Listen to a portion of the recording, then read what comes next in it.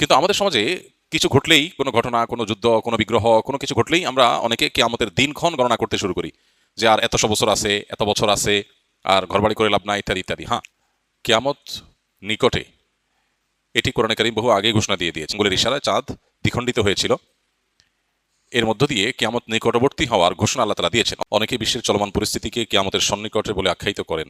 সম্মানিত ভিউয়ার্স, আসসালামু আলাইকুম। আপনাদের এলাকায় বা আমাদের এলাকায় যদি ভস করে জোরে ঝড় তুফান হয়ে যায় এবং ভস করে একটা কোনো জিনিসের বিভ্রান্তি ঘটে, তাহলে আমরা মনে করি যে কেয়ামত খুব নিকট অব্দি এসেছে এবং কেয়ামত খুব দ্রুত হতে চলেছে। এই বিষয় নিয়ে যাদের মনের মধ্যে ভয় থাকে বা এই বিষয়টা নিয়ে সবসময় যারা ভাবেন, তাদের জন্য আজকের ভিডিও। আপনাদের যে মনের ভয়টা আছে, এই ভয়টা কিন্তু কেটে যাবে আজকের ভিডিওটি দেখলে। তো চলুন বেশি না কথা বাড়িয়ে আমরা মূল ভিডিওতে চলে যাই। কিয়ামত নিকটে, এটি কোরআনে কারীম বহু আগেই ঘোষণা দিয়ে দিয়েছে। আল্লাহ সুবহানাহু ওয়া তাআলা বলেছেন, ইকতারাবাতিস সাআতু ওয়ানশাক্কাল কমর। এই যে কিয়ামত নিকটবর্তী হওয়ার কথা, এটা আল্লাহ তাআলা কোরআনে জানিয়ে দিয়েছেন আরো 1450 বছর প্রায় আগে। আল্লাহ বলেছেন, ইকতারাবাতিস সাআহ, কিয়ামত নিকটবর্তী হয়ে গেছে, ওয়ানশাক্কাল কমর, এবং চাঁদ বিদীর্ণ হয়েছে।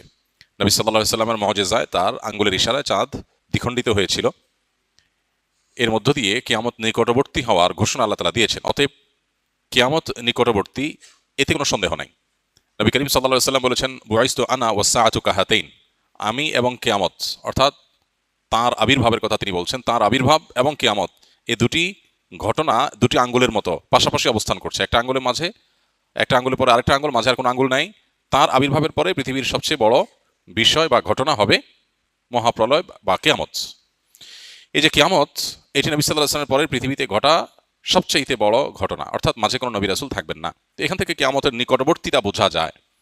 কিন্তু আমাদের সমাজে কিছু ঘটলেই, কোনো ঘটনা, কোনো যুদ্ধ, কোনো বিগ্রহ, কোনো কিছু ঘটলেই আমরা অনেকে কিয়ামতের দিনক্ষণ গণনা করতে শুরু করি, যে আর এতশো বছর আছে, এত বছর আছে, আর ঘরবাড়ি করে লাভ নাই, ইত্যাদি ইত্যাদি। হ্যাঁ, একজন ইমানদার সবসময় প্রস্তুত থাকবে আখিরাতের জন্য, দুনিয়া নিয়ে অনেক বেশি ব্যস্ত হয়ে থাকবে না। যে কোনো মুহূর্তে তার ডাক আসতে পারে। প্রত্যেকটা মানুষের মৃত্যু মানেই তার কিয়ামত, সেটা ভিন্ন বিষয়। কিন্তু এই সৃষ্টি জগতের যে বিশাল আয়োজন আল্লাহ তাআলার, এটা যে আল্লাহ তাআলা ধ্বংস করে দিবেন, সেটা অতি নিকটে। এই অতি নিকটের ডেফিনেশনটা কি, এটা সংজ্ঞাটা কি, অতি নিকটে মানে কত বছর, এটার ইলম একমাত্র আল্লাহর কাছে আছে। 1450 বছর আগে কোরআন যে বলেছে ইকতারাবাতিস সাআহ, যে মহানিনাদ গোটা সৃষ্টি জগৎকে ধ্বংস করে আল্লাহর বিচারের মুখোমুখি করবে মানুষ এবং জিনকে, সেই মহানিনাদ বা সেই কিয়ামত, সেটি নিকটবর্তী হয়ে গেছে। এটি বলার পরও পার হয়েছে 1450 বছর। এরপর সামনে আরো কত বছর বাকি আছে আমরা জানি না। হতে পারে 200 বছর, হতে পারে 2000 বছর, হতে পারে আরো কম বা বেশি। এর ইলম একমাত্র আল্লাহর কাছে আছে। কোরআনে বারবার করে এই বিষয়টা আমাদেরকে সতর্ক করা হয়েছে যে কিয়ামতের ইলম, কিয়ামতের সময় ক্ষণের ইলম একমাত্র কার কাছে আছে? আল্লাহ রাব্বুল আলামিনের কাছে। খোদ নবী সাল্লাল্লাহু আলাইহি সাল্লামকে যখন জিজ্ঞাসা করা হয়েছিল কিয়ামত কবে হবে, তিনি উত্তরে বলেছেন, মাল মাসউলু বিহা বিআলামা মিনাস সাইল। যাকে জিজ্ঞাসা করা হয়েছে তিনি প্রশ্নকর্তার চাইতে বেশি জানেন না। অর্থাৎ ঠিক কবে হবে এই দিনক্ষণ আমরা কেউই আসলে জানি না। এটা জানেন কে? আল্লাহ রাব্বুল আলামিন। তবে হ্যাঁ, কিয়ামতের অনেক আলামত আছে। এই আলামতগুলো আপনি চাইছেন যে অবশেষে সকল আলামত জানতে। কিয়ামতের সকল আলামত একসাথে জানানো কঠিন। কিয়ামতের আলামতগুলো দুই প্রকার। একটা হলো আলামাতে কুবরা, বড় আলামত। বড় আলামত বলতে উদ্দেশ্য হলো যেগুলো কিয়ামতের ঠিক কাছাকাছি সময়ে একেবারে শেষ মুহূর্তে প্রকাশ পাবে, যেগুলো দেখে মানুষ বুঝবে যে শেষ, আর সুযোগ নেই। যেমন সূর্য প্রতিদিন পূর্ব দিক থেকে উঠে, ওই দিন পশ্চিম দিক থেকে উঠবে, তখন সবাই বুঝে যাবে যে হ্যাঁ শেষ। তখন তওবা করলো আর তওবা কবুল হবে না একেবারে শেষ কিয়ামতের এই আলামত প্রকাশের পর। এছাড়া আরো কিয়ামতের 9টি আলামত আছে। হাদিসে মোট 10টি আলামতের কথা বলা হচ্ছে। এগুলো কিয়ামতের একেবারে নিকটবর্তী সময়। কয়েকটা বড় ভূমিধস হবে, হ্যাঁ, তারপরে ইয়াজুজ মাজুজের প্রকাশ, আত্মপ্রকাশ ঘটবে, দাব্বাতুল আরদ একটা প্রাণী অলৌকিকভাবে প্রকাশিত হবে, ইত্যাদি ইত্যাদি কিয়ামতের আলামত আছে। আর ছোট আলামত যেগুলো, ছোট আলামত বলতে যেগুলো কিয়ামতের অনেক আগে থেকে প্রকাশিত হওয়া শুরু করেছে, যেমন নবী করিম সাল্লাল্লাহু আলাইহি সাল্লামের আবির্ভাব ইটসেলফ কিয়ামতের একটি আলামত। কিয়ামতের আলামত মানেই কিন্তু নেগেটিভ কিছু না। আমরা মনে করি কিয়ামতের আলামত মানেই খারাপ কিছু, এটা সবসময় জরুরি না। হ্যাঁ, বেশিরভাগ আলামতই হয়তো, বা একটা উল্লেখযোগ্য সংখ্যা আলামতই হয়তো নেগেটিভ বা খারাপ জিনিস, অপ্রত্যাশিত জিনিস।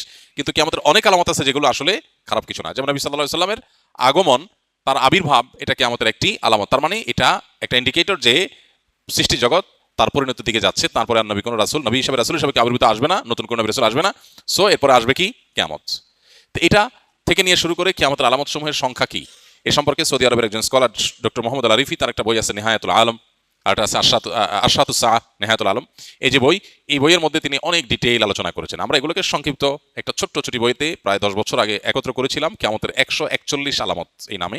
এই 141 আলামতের মধ্যে আপনার দল বড় আলামত, এই 131টা হলো ছোট ছোট আলামত। এই যে দাসীর পেট থেকে তার মালিকের জন্ম হবে, এটা একটা আলামত।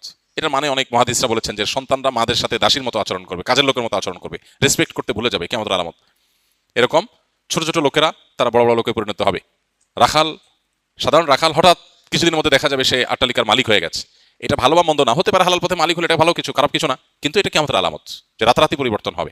তাকারাবাজ জামান, কিয়ামতের আগে সময়ের বরকত চলে যাবে, সপ্তাহ দিনের মতো চলে যাবে, মাস সপ্তাহের মতো চলে যাবে, দিন কয়েক ঘন্টার মধ্যে চলে যাবে।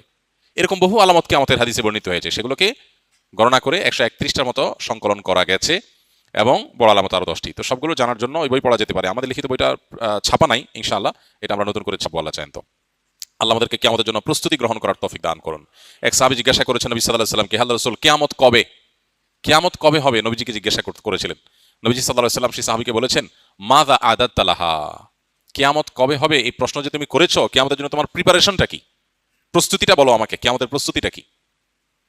তখন সাহাবী নবী সাল্লাল্লাহু আলাইহি সাল্লামকে বলেছেন, হে আল্লাহর রাসূল, আমার আসলে তেমন কোনো প্রস্তুতি নাই, তবে আমার একটা প্রিপারেশন আছে, সেটা হলো যে আমি আপনাকে ভালোবাসি। নবী সাল্লাল্লাহু আলাইহি সাল্লাম বলেছেন, আলমার ও মামান আহাব ইন্নাকা মামান আহবাবত, তুমি যাকে ভালোবাসো তার সঙ্গেই তোমার কিয়ামত হবে, তার সঙ্গে তুমি থাকবে। এই জন্য কিয়ামতের সময়ক্ষণ ঠিক কবে হবে এটা অনুসন্ধানের চাইতে গুরুত্বপূর্ণ হলো, বা এটা অনুসন্ধান করে আসলে ঠিক এক্সাক্ট সময় আমরা বের করতে কেউ কোনোদিন পারবোই না।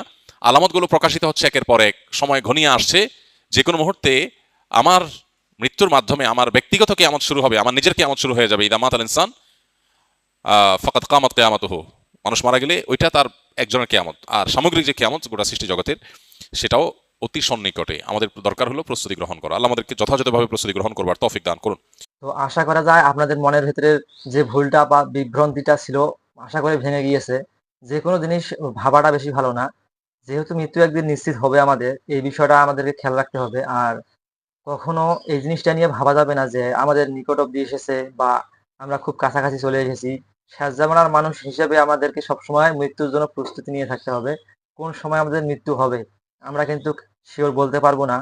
আর আমাদের যে মৃত্যুটা খুব নিকট অব্দি বা দ্রুত আছে, এটাও কিন্তু আমরা বুঝতে পারবো না। তবে এটা নিয়ে কেউ কখনো বিভ্রান্তিকর সৃষ্টি করবেন না বা বিভিন্ন ধরনের সমালোচনা করে মানুষের মাথা বা মানুষের ব্রেন ওয়াশ করবেন না। যেহেতু মৃত্যু একদিন হবে, আজ হোক কিংবা কাল হোক বা 10 দিন পরে হোক, মৃত্যু কিন্তু কাউকে ছাড়বে না। তাই আপনাদেরকে সবসময় আমি বলি, কেউ এটা নিয়ে বিভ্রান্তিকর করবেন না বা কোনো আলোচনার মধ্যে মানুষের মাথা ওয়াশ করবেন না যে খুব নিকট অব্দি আমাদের চলে এসেছে এবং আমরা খুব দ্রুত কিয়ামতের আলামত দেখতে চলেছি। তো এরকম কোনো ভাবনার কোনো প্রয়োজন নেই। মৃত্যুর জন্য প্রস্তুতি নিয়ে থাকবেন। কখন কোন ঘড়ি কোন সময়তে মৃত্যু হবে কেউ বলতে পারবে না। তবে যাই হোক, আশা করি মনে হয় আপনাদেরকে বোঝাতে পেরেছি বা ভিডিওটা দেখে আপনি কিছু উপকৃত হয়েছেন। তো ভালো থাকবেন, সুস্থ থাকবেন। দেখা হবে বরাবরের মতো পরবর্তী ভিডিওতে। আপনাদের শরীরের সুস্বাস্থ্য কামনা করে বিদায় নিচ্ছি আমি মোহাম্মদ জাহিরুল ইসলাম। এতক্ষণ অবধি ভিডিওটি দেখার জন্য আপনাদেরকে অসংখ্য ধন্যবাদ।